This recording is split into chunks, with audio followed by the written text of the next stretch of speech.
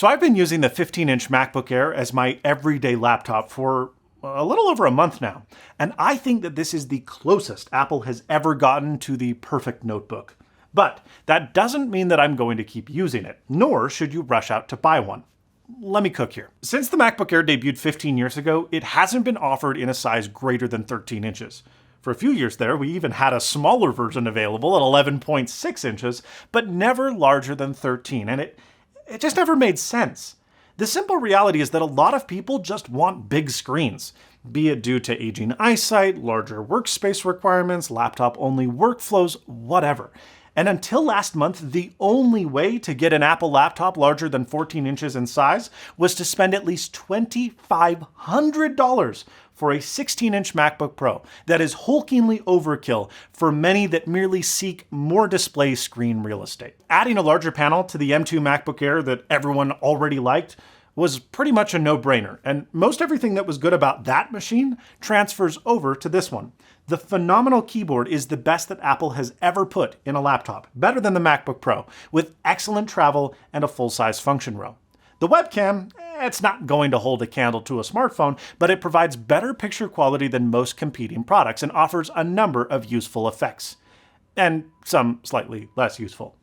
Our testing also discovered that the screen offers surprisingly even backlighting and about 470 nits sustained brightness, which is adequate for most buyers.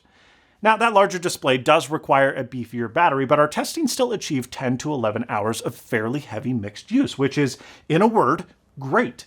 And the good doesn't stop there. In fact, there's a number of things that the 15-inch does even better than its smaller sibling. I was really underwhelmed by the tinny 13-inch Air speakers. They were bad.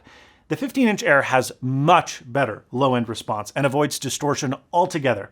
However, I did still find it was getting a tad muddy at around 70% volume or higher. They don't match the performance of the MacBook Pro, but they're adequate. Here's a comparison.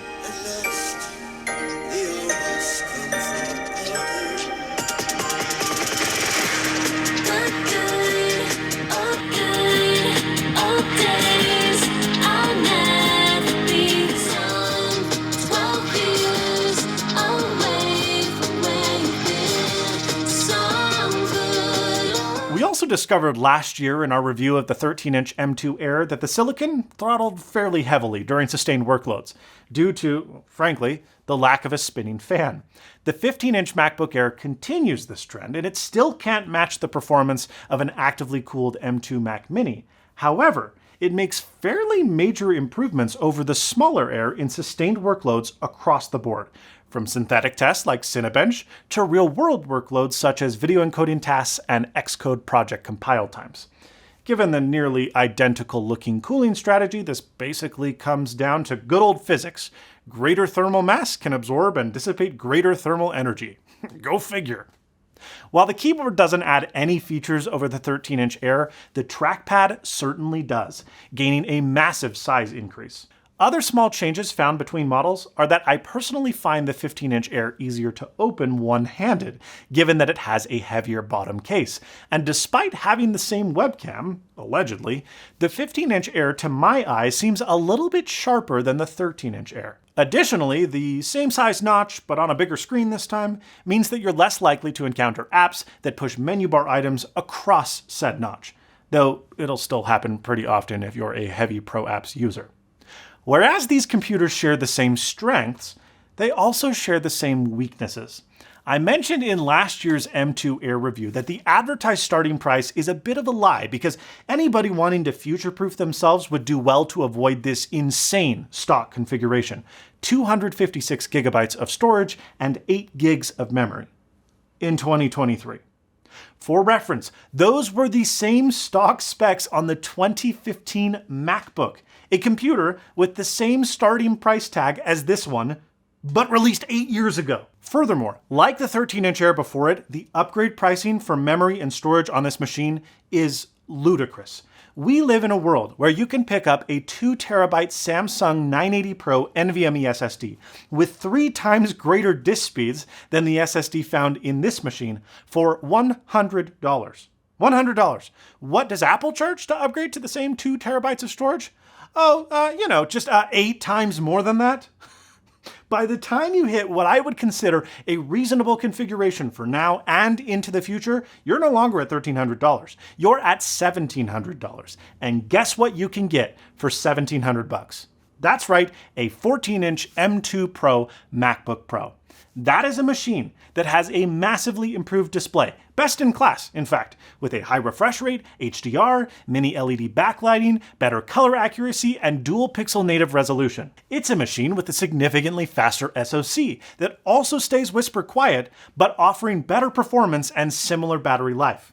It is a machine with better speakers, a better microphone array, a better webcam, better I/O, the ability to drive multiple displays. It's better at literally everything, save for one area: weight and size. But here's the thing, it's only marginally heavier with a moderately smaller screen, and that's something I haven't brought up yet. The 15-inch Air is not traditionally Air-like. You will not find yourself marveling at how incredibly light it feels relative to how large it is, like Apple's smaller notebooks. This thing is 22% heavier and 27% larger than the 13-inch MacBook Air, and you feel every percent. In a backpack, I cannot even tell the difference between the 15-inch MacBook Air and the 14-inch MacBook Pro. The new Air is not even class-leading when comparing itself to Windows notebooks in weight. Both the latest Microsoft Surface and LG Gram are lighter. Now, don't misunderstand here. I'm not saying that the 15-inch MacBook Air is a bad buy. If you value screen size relative to weight above all else, you will be very happy with this machine. Furthermore, this is going to be a big hit amongst businesses that want to offer larger display size options to employees, but without the expense of buying MacBook Pros. But if you're just a regular Joe that finds 13 inches just a little bit too small, I urge you, if you haven't already, to go check out the 14-inch MacBook Pro. If that's a screen size that seems viable, you will be happier with the display, the silicon, the I/O, and everything else now and into the future. The 15-inch MacBook Air is nearly perfect, but it has to compete with the best value laptop that Apple has ever made, a computer that I don't think Apple themselves will ever be able to top again. If you would have told me 5 years ago that we'd need to weigh our options when considering a new MacBook because they're all too good, I'd have never believed you. But baby, the future is now, and I'm here for it. Thank you so much for watching, and as always, stay snazzy.